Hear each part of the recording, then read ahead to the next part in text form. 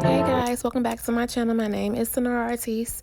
Today I'm going to be doing some 3D stones using McCart gel adhesive. It's a LED UV lamp cure type adhesive. So far going into it, it is very sticky and very thick. So I'm hoping that it will hold these large stones that I'm going to place on my nails. I'm hoping.